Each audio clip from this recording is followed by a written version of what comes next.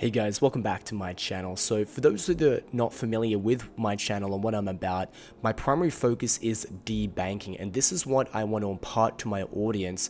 It's ways of living completely within cryptocurrency without the need to go into the financial system. So I've devised a number of different methods for you to be able to make money in cryptocurrency, but ultimately be able to spend money in cryptocurrency so you can get what I call a full loop going on. A full loop means that you're making money in crypto and you're spending it in real life things, right? So I've got a number of different strategies about this, and if you're interested in learning more about this, make sure to subscribe to my channel and check out some of my other videos.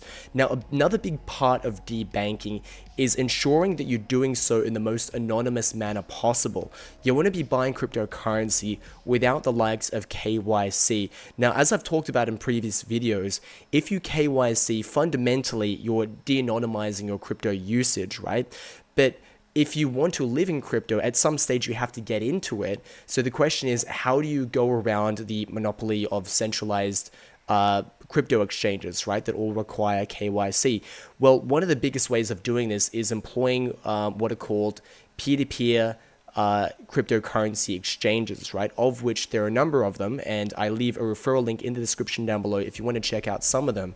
But I'm going to talk about how to use some of these exchanges in this video, and I talk a lot about this in my channel in general, but I want to focus on a specific way of onboarding your fiat money, that's your cash, right, from your European bank into cryptocurrency without the use of KYC. And today we're going to talk about SEPA transfers. It can be instant SEPA or just normal SEPA, but you can use this to buy cryptocurrency without KYC. Now, I'm not as familiar with being able to use SEPA transfers to buy crypto on a centralized bank exchange that requires KYC.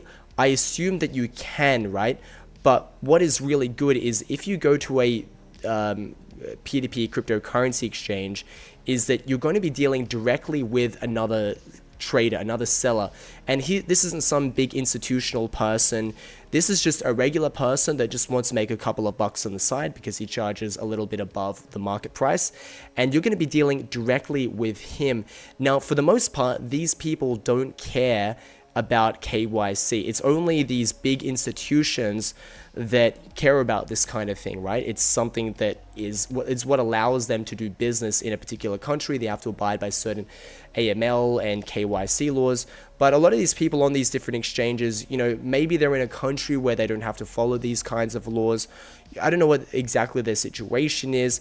As I've talked about in other videos, a big reason why someone might want to do KYC is because they don't want the person to engage in some kind of fraud. One of the biggest ways of engaging in fraud is just, person A sends funds to person B, and then person A calls his bank and says, hey, actually, I was scammed, etc., please reverse this transaction. And 9 times out of 10, many banks will actually just say, okay, sure, and they'll reverse the transaction, leaving person B scammed, right? So the way for person B to get around getting scammed is to ask the person they're dealing with to provide them with KYC, right? A picture of their ID, stuff like that, and they might have to, do something else, right? But once they've got their ID, it's kind of harder to do this, right? There's a lot more proof. You can say, hey, look, this person, they can send a screenshot, they can get a screenshot of the chat, and then you can get proof that this person, Bob Smith, actually did buy Bitcoin from you, and as a result, that this person can't go to their bank and say how it was scammed, right? Because there was proof there was a transaction took place. Sorry, I didn't mean to get lost in the reads, but I wanted to explain why KYC is such a big thing when it comes to selling cryptocurrency. Now, when it comes to dealing with people in the peer-to-peer market, a lot of them don't have these worries. They don't have the same kind of concerns that these large institutions have. And as a result, they're not as serious about asking for KYC. Some will. However, many just don't really consider that a huge issue. Because as I mentioned, these people aren't institutions. These are just regular Joes, right? These are just small-time players who just see an opportunity to make a bit of arbitrage because they're not running a volunteer service. They are trying to sell above the market rate.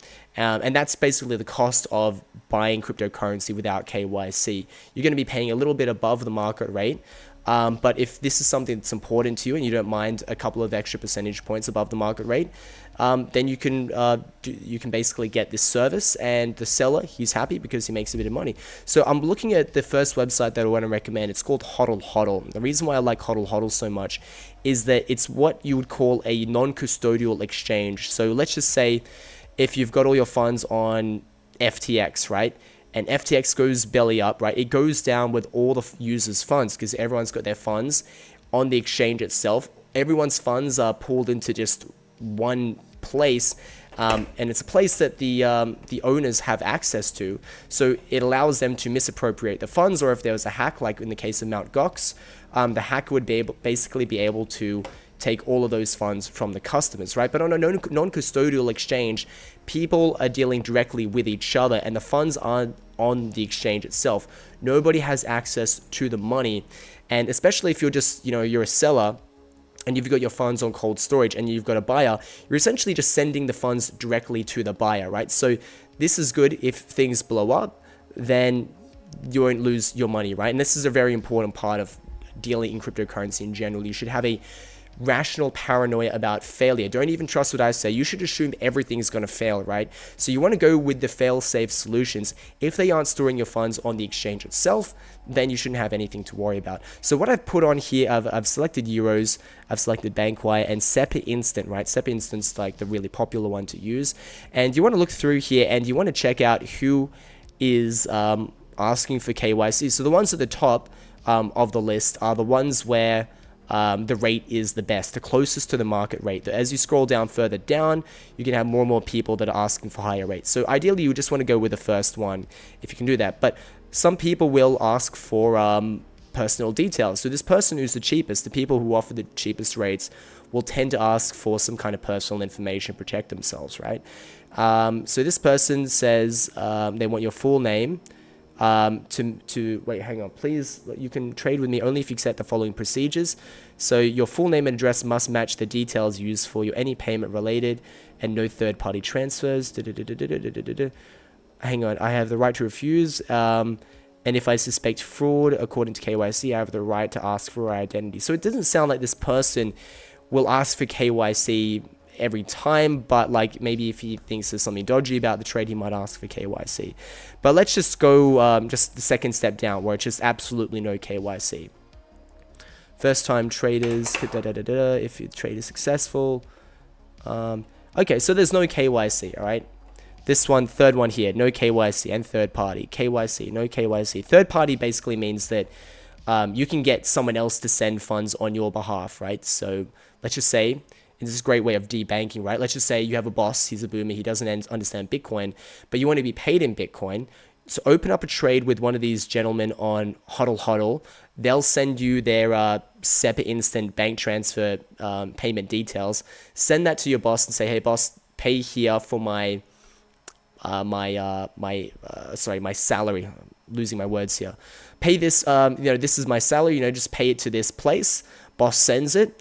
When the seller on Hodl receives the funds, he'll then release the Bitcoin to you, and this is what you call a third-party trade. So third-party trading is a great way of debanking. It just kind of it separates you from the process and allows you to receive fiat funds in the form of Bitcoin. So when people say they accept third-party, they are comfortable with this kind of arrangement. Now, if we scroll through here, pretty much everyone is fine without KYC, right? So this is good. So the second one I want to recommend is you can also go to a website called LocalCoinSwap. They have a very similar system to Hodl. It's also non-custodial as well, but it's got a greater variety of cryptocurrencies, and I think their rates are a little higher than Hodl, particularly for just SEPA Instant. I've noticed their rates are a little higher, but these aren't too bad. 4-5% I think is pretty reasonable for this kind of thing. People have got to get paid for this kind of service, so it's understandable. 5%, you got, and it's all kinds of things, USDT, USDC, DAI, but you want to scroll through because I don't think like this is properly sorted, right, by price. I don't know why it's 45% is mixed in with the 6%, stuff like that. And you can also sort it out by popularity, which I think is a better way of doing it. So you can see all the people that have high feedback, and it's important to deal with someone with as high feedback as possible. It guarantees the safety of the trade. Look here, you can trade at 6% with Litecoin. That's really good because Litecoin has no fees. If you trade with Bitcoin on this website, there's an escrow fee, and it just costs more money, and it costs money to withdraw as well. But you can select the fee rate if you want to reduce the amount of money that you spend on withdrawing. So you've got Tether, Litecoin, Bitcoin, Ethereum. There's a lot of different options here, and pretty much all these people are, I don't think they're going to ask for KYC. Most of them won't. However, I wouldn't be surprised if some do. Let's see, Weeping Pioneers, a license. All new customers must be verified. So this guy, he wants people to KYC. So it varies from seller to seller because everyone's got a different situation going on. And the last one I want to recommend, it's not my top recommendation because Bitpapa, it's a bit clunkier. But the reason why I recommend it is because this is like really one of the last P2P cryptocurrency exchanges that accepts Monero. For those that have been watching my videos for a while, you probably noticed that I don't really shill BitValve anymore, because BitValve was never a great P2P cryptocurrency exchange to begin with, but it at least allowed Monero trading. And this is coming on the heels of the biggest Monero P2P crypto exchange, local Moneros, being shut down like 2-3 months ago. So there was a vacuum that had evolved out of this, out of this collapse, and a lot of other crypto exchanges became the place to trade Monero. BitValve shut down, and pretty much there's only Bitpapa at this stage. Every other alternative is not really developed yet. And so if you wanted to buy Monero using SEPA Instant without KYC, then you can come to Bitpapa, sign up without any KYC, use a burner email address if you want, and you can find some of these people that are willing to trade with you without KYC. So you've got this guy here, he's offering, at 8%, which I think it sounds expensive, and it is, but if you're serious about buying Monero without KYC using essentially a bank transfer, then you're going to have to kind of pay for it. This guy, he's not asking for KYC, but he wants your sender name in advance, just I guess because he doesn't want to deal with third parties, right? So he wants to make sure that the person he's dealing with is actually the person who's going to be sending money.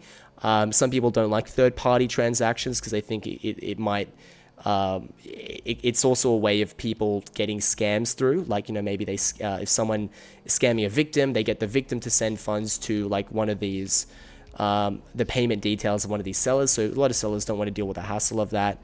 Authentication according to the guideline is initially required. Now this guy isn't asking for KYC as well. So if you're interested in buying crypto, that can be Bitcoin, it can be USDT, Litecoin, whatever, or even Monero without KYC, and you want to use SEPA or SEPA Instant, you can use my referral links in the description down below for Hodl. You can use my description down below for LocalCoinSwap and Bitpapa, and you're going to get a discount on your trading fees. So I really recommend, if you're going to sign up with these exchanges based on my recommendations, I think the smart thing is just to use my referral link, just because you're going to get a discount on that, and it's a good way to keep the channel going. And if you like these kinds of videos, these instructional, no nonsense videos about how to get the most out of crypto and use it to debank, how to use it to how to buy and sell without KYC, I really recommend subscribing to this channel. It's very unique. There aren't many other channels like it. So make sure to check out my other videos, and I'll see you later.